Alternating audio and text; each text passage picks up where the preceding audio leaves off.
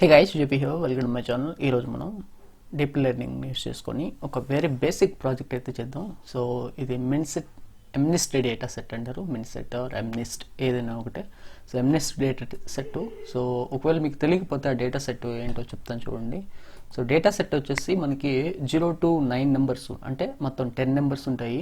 So ఈ నెంబర్స్ని మనకి వాళ్ళు పిక్సెల్ ఫార్మాట్లో అయితే ఇస్తారు. సో మనం దీన్ని నెంబర్స్ని బేస్ చేసుకొని మనం అది ఏ నెంబర్ అనేది చెప్పాలన్నమాట. ఓకేనా, అంటే ఇది ఒక మనకి ఇమేజ్ ఫార్మాట్లో ఉంటుంది, ఇమేజ్ పిక్సెల్స్ ఫార్మాట్లో. సో మనం ఆ నెంబర్ని చెప్పాలన్నమాట, ప్రిడిక్ట్ చేయాలన్నమాట. ఆ డేటాను పంపించినప్పుడు మనం డీప్ లెర్నింగ్ మోడల్ని బేస్ చేసుకొని ఆ నెంబర్ ఏంటో అనేది ప్రిడిక్ట్ చేయాలన్నమాట. ఓకేనా, మీకు MNIST డేటా సెట్ ఏంటో ఎంతో అర్థమైపోయిందని అనుకుంటారు. సో దాని గురించి మీకు అర్థమైంది కాబట్టి ఇప్పుడు మనం ప్రిడిక్షన్స్, అంటే ఇది జస్ట్ సూపర్వైజ్డ్ లెర్నింగ్ అనుకోండి. ఓకేనా, సూపర్వైజ్డ్ లెర్నింగ్. ఓకే, మనం ఇప్పుడు కాకపోతే మిషన్ లెర్నింగ్ కాకుండా డీప్ లెర్నింగ్ మోడల్ని యూజ్ చేస్తాం అనమాట. ఇది వెరీ బేసిక్ డేటా సెట్ అండి. సో డీప్ లెర్నింగ్ స్టార్టింగ్లో మీకు ఇలాంటి డేటా సెట్ ఖచ్చితంగా ఎవరైనా చెప్తూ ఉంటారు. సో దానికోసం నేను కూడా, అంటే ఇది ఇంట్రడక్షన్ బాగుంటుంది అనమాట. ఓకేనా, సో తప్పకుండా నేను మిగతా డీప్ లెర్నింగ్ ప్రాజెక్ట్స్ అన్నీ కూడా మీకు చేస్తానండి. సో అలాగే machine learning deep learning videos కూడా నేను కంటిన్యూస్గా చేస్తాను. బట్ ఇంకొంచెం టైం కావాల్సి ఉంటుంది. సో నెక్స్ట్ మంత్ స్టార్టింగ్ నుంచి నెక్స్ట్ మంత్ 5th తర్వాత నేను కంప్లీట్ డీప్ లెర్నింగ్ తర్వాత మిగతా మిషన్ లెర్నింగ్ అన్నిటిని కూడా ఫ్రీగానే ఇస్తాను. సో ఈ కొన్ని డేస్ వెయిట్ చేయండి. ఓకేనా, సో అయితే ఇక్కడ నేను కొన్ని లైన్స్ అయితే రాసుకున్నాను. ఇవి ఏవో అనుకోవద్దు, ఇవన్నీ ఏంటంటే నా GPU టెస్టింగ్ అనమాట. నాకు GPU యాక్టివేషన్లో ఉందా లేదా అనేది నేను ఇక్కడ చెక్ చేసుకుంటున్నాను అనమాట. ఇది మీకు సంబంధించింది అయితే కాదు. ఓకేనా, సో ఫస్ట్ మీరు కేరాస్ని అలాగే టెన్సర్ఫ్లోని రెండింటిని ఇన్స్టాల్ చేయాల్సి ఉంటుంది. మీరు ఒకవేళ ఇన్స్టాల్ చేసుకోకపోతే నేను ఆల్రెడీ దీని మీద టెన్సర్ఫ్లోని ఎలా ఇన్స్టాల్ చేసుకోవాలని అది GPU ఇన్స్టాలేషన్ గురించి అయితే మాట్లాడినాను. మీకు GPU లేకపోతే మామూలుగా TF అంటే CPUతో అయితే మీరు ఈజీగానే ఇన్స్టాల్ చేసుకోవచ్చు. ఓకేనా, సో నెక్స్ట్ వచ్చేసి ఇక్కడ మనం లేయర్స్ని అయితే ఇంపోర్ట్ చేసుకుంటున్నాం. కేరాస్ అలాగే డెన్స్ లేయర్, యాక్టివేషన్ లేయర్స్. ఓకేనా, సో ఇంపోర్ట్ చేస్తున్నాం. నెక్స్ట్ ఈ MNIST డేటా సెట్ని మనకి కేరాస్ అయితే ప్రొవైడ్ చేస్తుంది అనమాట. సో కాబట్టి నేను అక్కడి నుంచే లోడ్ చేసుకుంటున్నాను. ఓకే, సో ఈ డేటా సెట్ని నేను దీంట్లో నుంచి లోడ్ చేశాను. సో దట్ నేను ఇక్కడ X train, Y train, X test, Y test డేటాని అయితే స్ప్లిట్ చేసుకున్నాను అనమాట ముందుగానే. ఓకేనా, సో చేసుకున్నాక నాకు ఇక్కడ మొత్తం ఓవరాల్గా 70,000 డేటా పాయింట్స్ అయితే ఉంటాయి. 60,000 వచ్చేసి ట్రైనింగ్ సెట్లో ఉంటాయి. ఓకేనా, అలాగే 10,000 వచ్చేసి టెస్టింగ్ సెట్లో ఉంటాయి అనమాట. ఓకేనా, కాకపోతే ఇక్కడ మనం ఇమేజ్ షేప్ని గమనిస్తే, ట్రైనింగ్ సెట్ యొక్క ఇమేజ్ అంటే ఫీచర్స్ని గమనిస్తే, మనకి ఇచ్చిన పిక్సెల్ ఫార్మాట్ని గమనిస్తే ఇది 60,000 రోస్ ఉన్నాయి, అలాగే 28x28 పిక్సెల్స్ ఉన్నాయి అనమాట. ఓకేనా, ఇది గమనించాలి. ఇది ఇమేజ్ సైజ్ అనమాట, ఇమేజ్ సైజు. సో దీనికి ఇలాగుంటే మనం ప్రాసెసింగ్ చేయడానికి అవ్వదు అనమాట. ఓకేనా, సో ఇలాగుంటే ప్రాసెసింగ్ చేయడానికి అవ్వదు కాబట్టి దీన్ని మనం ఏం చేస్తామంటే, ఇవి ఒక స్క్వేర్ మ్యాట్రిక్స్ ఫార్మాట్లో ఉన్నాయన్నమాట. వీటిని మనం ఒకే లైన్లోకి తీసుకురావాలన్నమాట. ఓకేనా, సో దానికోసమే మనం ఏం చేస్తామంటే 28x28 చేయాల్సి ఉంటుంది అనమాట. కింద చేస్తున్నాం కనుక చూపిస్తానండి. ఓకే, సో ఫస్ట్ అసలు ఒక ఇమేజ్ మనం గమనిస్తే అది ఎలా ఉందని గమనిస్తే ఇక్కడ చూడండి, X ట్రైన్ ఆఫ్ 100తో ఇండెక్స్ ఉన్న ఒక ఇమేజ్ని మనం తీసుకున్నట్లయితే దాంట్లో ఇంత పెద్ద మ్యాట్రిక్స్ ఉందన్నమాట. ఓకేనా, ఇది 28x28 మ్యాట్రిక్స్ అనమాట. గమనించాలి, ఇది 28x28 మ్యాట్రిక్స్.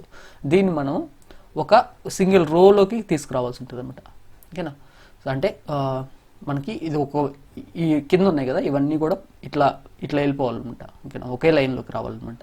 సో అలాగా కన్వర్ట్ చేయాల్సి ఉంటుంది. అయితే సో ఇది ఆ ఇమేజ్ ఏంటని మనం ఒకసారి క్లాస్ లేబుల్లో Y లేబుల్లో చెక్ చేసుకుంటే, Y ట్రైన్ X ట్రైన్ 100 కదండి, సేమ్ అదే 100 నేను ఇక్కడ ఇస్తే 5 అని చెప్పింది అనమాట. ఇది నిజంగా 5 కాదనే దానికోసం నేను ఈ అరే ఫార్మేట్లో ఉన్న ఈ ఇమేజ్ని నేను ఇక్కడ ప్లాట్ చేసినప్పుడు ఇక్కడ గమనించండి మీరు, ఇది 5 కదా ఇది. సో అంటే మరీ అంత ఎగ్జాక్ట్గా లేకపోయినా ఎవరు రాశారో తెలియదు మనకి ఇది. సో మనకైతే ఇది చూడగానే 5 అని కనిపిస్తుంది. ఇక్కడ గమనిస్తే మీరు ఇక్కడ గమనించండి, 0 to 25 తర్వాత 28 ఇక్కడ వరకు ఉందన్నమాట. ఇక్కడ వరకు నెంబరింగ్ 5తో వచ్చింది కాబట్టి అక్కడ వరకు ఆగిపోయింది అది. ఇక్కడ కూడా 28. ఓకేనా, సో మీకు క్లియర్గా ఇక్కడ కూడా అర్థమైపోద్ది, ఇది 28x28 పిక్సెల్ ఫార్మాట్లో ఉంది అని. ఓకేనా, ఇమేజ్ సైజు. సో దాన్ని మనం రీసైజ్ చేయాలని చెప్పాను కదా. సో దానికోసమే 28x28 వేస్తే మీకు 784 వస్తుంది. సో నేను 784ని పక్కన పెట్టుకున్నాను ఇక్కడ. ఓకేనా, నెక్స్ట్ వచ్చేసి మనం సో ఈ ట్రైన్ డేటాని అంతటిని కూడా నేను ఫస్ట్ రీషేప్ చేస్తున్నాను. ఇక్కడ గమనిస్తే మీరు రీషేప్ చేశాను. నెక్స్ట్ X టెస్ట్ని కూడా, అంటే మనం ఇంతకుముందు ట్రైన్లో చూసాం, టెస్టింగ్లో కూడా సేమే ఉన్నాయి, గమనించాలి మీరు ఇక్కడ. టెస్టింగ్లో కూడా 10,000 ఇమేజెస్ ఉన్నాయి, 28x28 ఉంది, కాబట్టి వాటిని కూడా మనం కన్వర్ట్ చేయాల్సి ఉంటుంది అనమాట. ఓకేనా. సో ఇక్కడ రీషేపింగ్ అయితే చేసాము.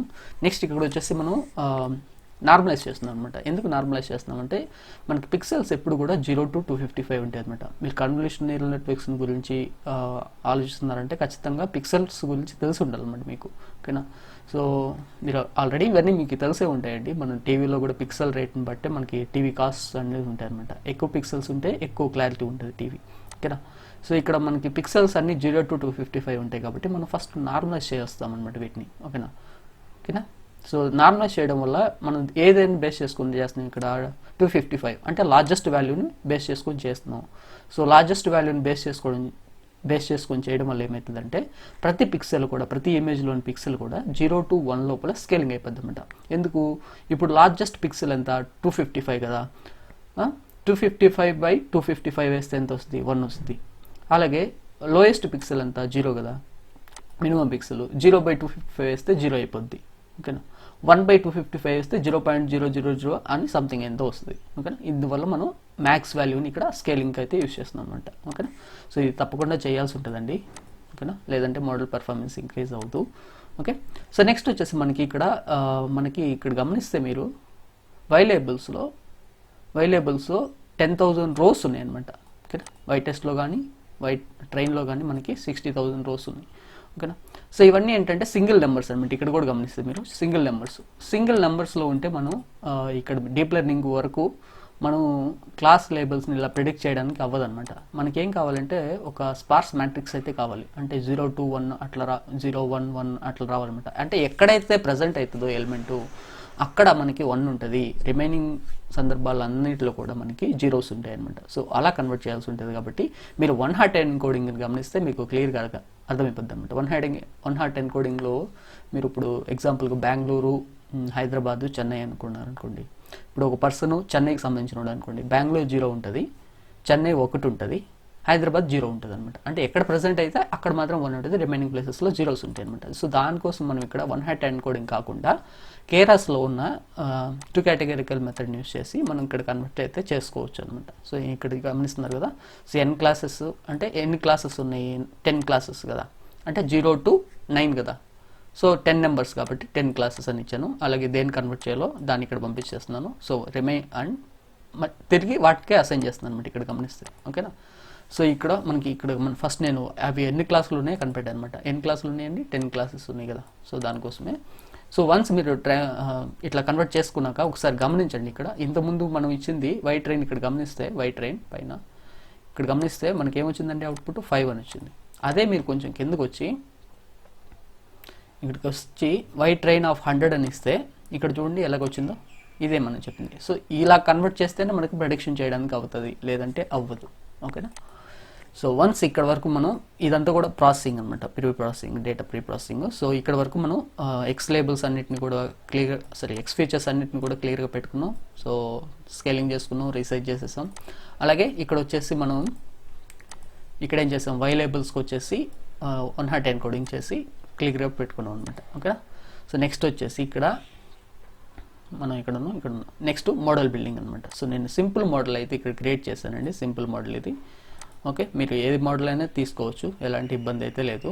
సో ఇదైనా రెండు ఒకటే అనమాట. జస్ట్ సో ఫస్ట్ ఇదే చెప్తాను నేను. దేనికంటే కూడా ఇదే ప్రిఫర్ చేస్తాను.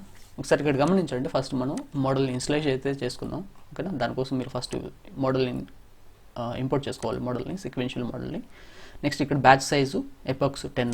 ఓకేనా. ఎప్పుడు కూడా మీరు ఎపాక్స్ గురించి, అంటే ఇది ఎపాక్స్ అనేది ఏం చెప్తుందండి, నెంబర్ ఆఫ్ ఇటరేషన్స్ గురించి చెప్తుంది అనమాట. బ్యాచ్ సైజ్ వచ్చేసి నెంబర్ ఆఫ్ డేటా పాయింట్స్ని పంపిస్తున్న గురించి చెప్తుంది అనమాట.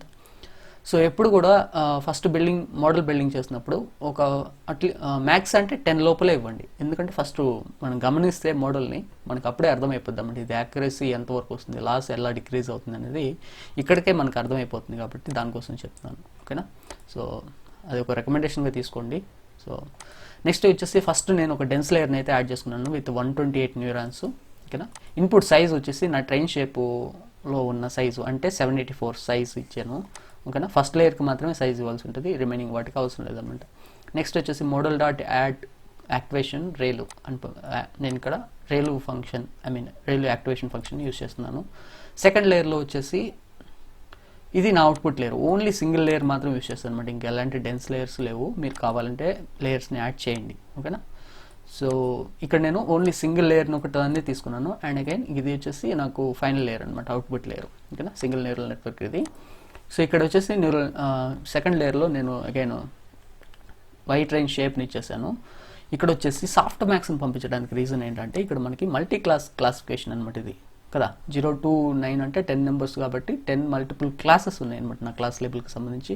సో అందుకోసమే నేను సాఫ్ట్ మ్యాక్స్ని అయితే ఇక్కడ ఇవ్వడం జరిగింది. ఇక్కడ వచ్చేసి ఇది గమనించాలి, మీరు ఎప్పుడైనా గుర్తుపెట్టుకోండి, మీకు ఎక్కువ ఎర్రర్స్ ఎక్కడ వస్తాయంటే ఇది ఇక్కడ ఇన్పుట్ షేప్ ఒకటి, ఇక్కడ ఉన్న అవుట్పుట్ షేప్ ఒకటి, ఈ రెండింటిని మీరు కరెక్ట్గా ఇవ్వకపోతే అప్పుడు ప్రాబ్లం వస్తుంది అనమాట. ఇన్పుట్ షేప్ని ఎలా ఇవ్వాలంటే మీ ఫీచర్స్ యొక్క షేప్ ఇవ్వాల్సి ఉంటుంది. ఓకేనా, అక్కడ కాలమ్స్ ఉంటాయి కదా, రోస్ కాకుండా కాలమ్స్ ఇవ్వాల్సి ఉంటుంది.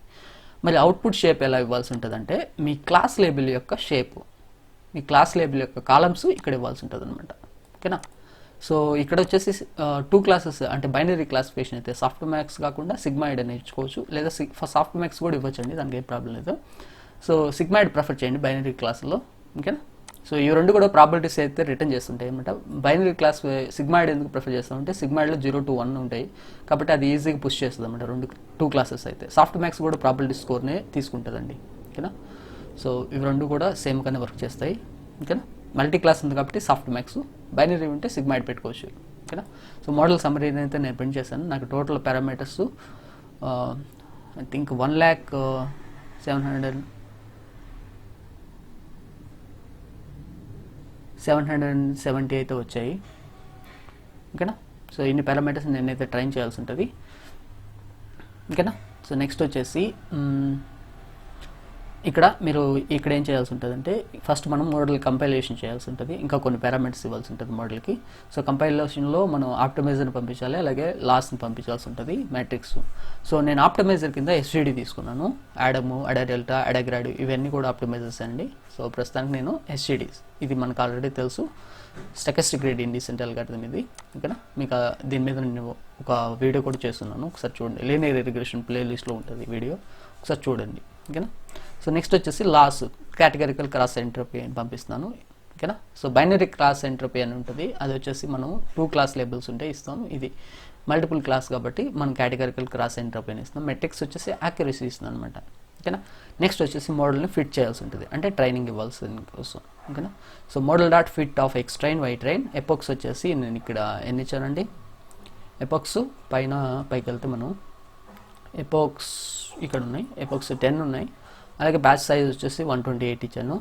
సో వాలిడేషన్ స్ప్లిట్ వచ్చేసి అంటే ఇక్కడ నేను టెస్టింగ్ డేటాని పంపించట్లేదండి, ఓన్లీ ట్రైనింగ్ డేటాలోనే 0.2% వచ్చేసి వాలిడేషన్ డేటాగా తీసుకోమంటున్నాను అనమాట. ఓకేనా.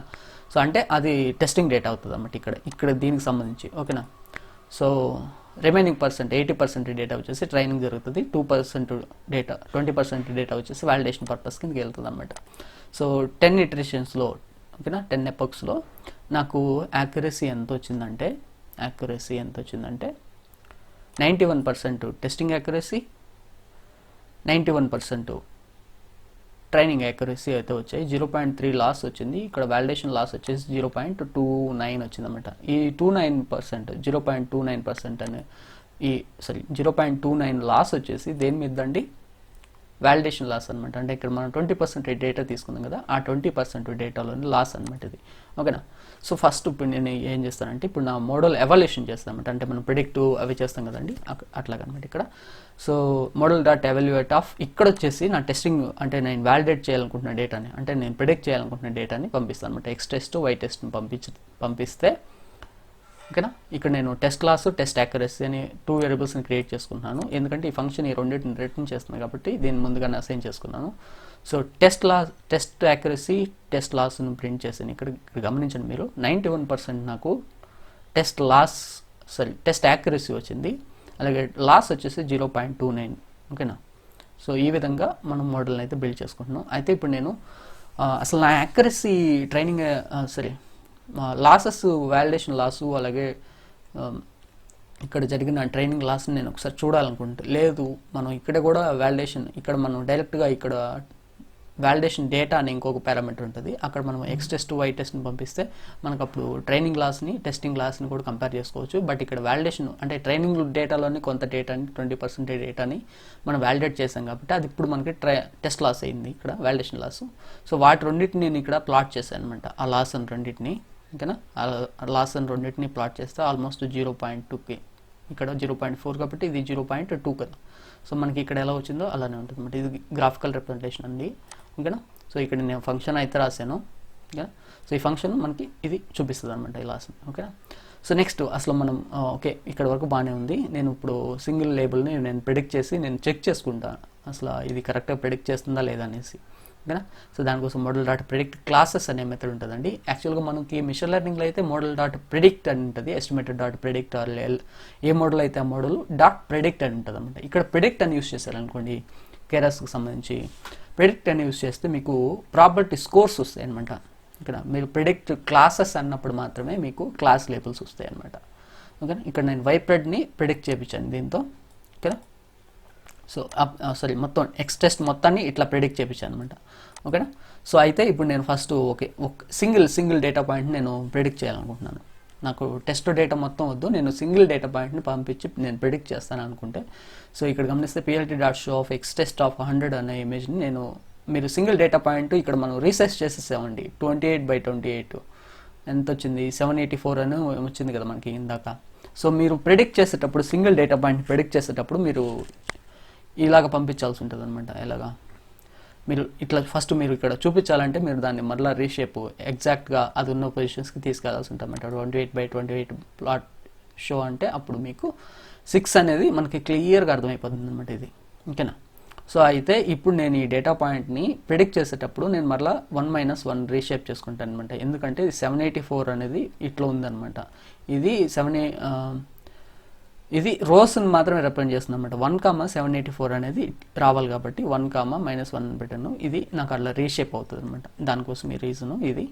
ఓకే, నేను model dot predict X classes of X test of 100 అని ప్రిడిక్ట్ చేసినప్పుడు నాకు అగైన్ నా మోడల్ కూడా ఏం చెప్పింది, ఇది 6 అని చెప్పింది.